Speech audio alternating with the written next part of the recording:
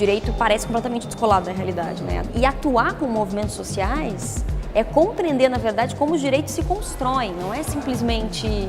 A gente não pode pensar isso simplesmente como nós ajudando, não é isso, né? Não é isso de forma alguma. Tudo que conceitua, de certo modo, exclui, né? Categoriza, estigmatiza e tantas outras consequências, mas é um momento histórico importante, segundo nossa opinião, para superar, digamos assim, toda essa condição que se somou, que se sobrepôs para essa condição de vulnerabilidade desses grupos. A minha pesquisa foi minha tese de doutorado, foi sobre a união entre pessoas do mesmo sexo, que na ocasião era uma grande novidade, foi até uma questão. Essa história de que, enfim, direitos humanos estão aí desde sempre e são inatos, não é assim, né? Direitos, eles são criados através do exercício e da exigência, de fato. Da concepção, enfim, da percepção de um grupo de que existe a necessidade de lutar por determinados recursos, por determinado acesso a determinados espaços, e é nessa luta que o direito nasce. Então, nosso núcleo surgiu da necessidade de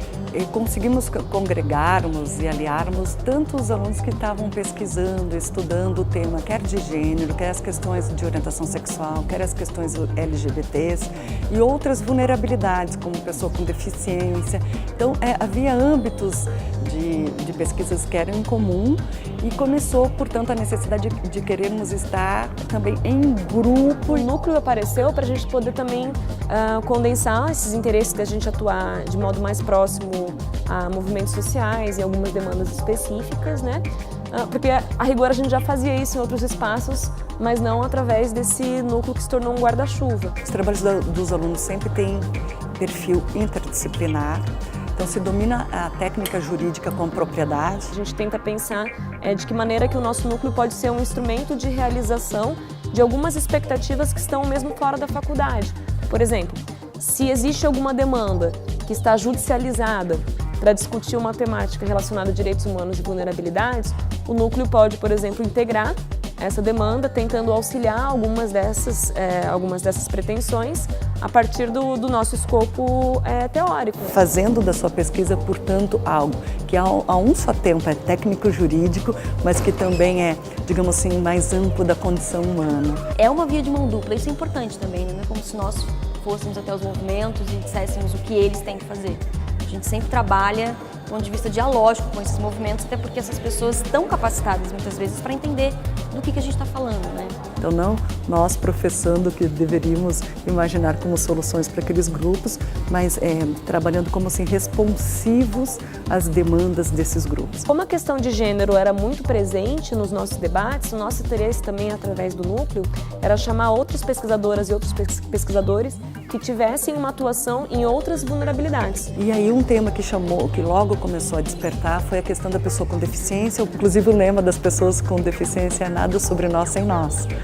É um lema que nós, sempre que possível, estamos tentando praticar, toda vez que tratamos de uma vulnerabilidade, trazer também um agente social para esse diálogo. O processo de construção de direitos, principalmente no âmbito LGBTI, mas em outros movimentos também, ele muitas vezes tornou esses militantes, esses ativistas, muito conhecedores da linguagem jurídica, vamos dizer assim. Na medida do possível, que todos os pesquisadores também, ao lado de ter a sensibilidade com a causa, tenham alguma relação mais direta com a causa ou participe diretamente envolvido com os movimentos sociais. É muito comum que a gente, através do núcleo, consiga chegar, por exemplo, a movimentos sociais, através de algumas atuações específicas de algumas membros do grupo. E outros estudantes também, que ligados a esses temas, principalmente diversidade sexual, diversidade de gênero, outros temas também ali em questão, né? Pessoa com deficiência, pessoa idosa. A gente tenta fazer uma atuação que não seja só teórica, né? São verdadeiros protagonistas dessas alterações que se dão por decisão judicial,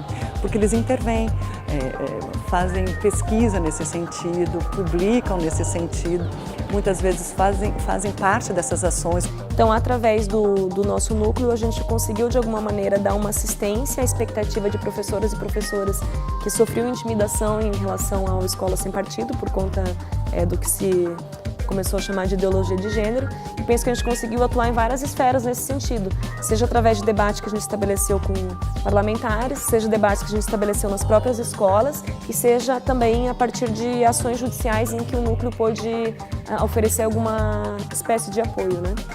A questão da transexualidade, atuar aqui localmente para que os cartórios façam mudança de nome e gênero diretamente nos cartórios.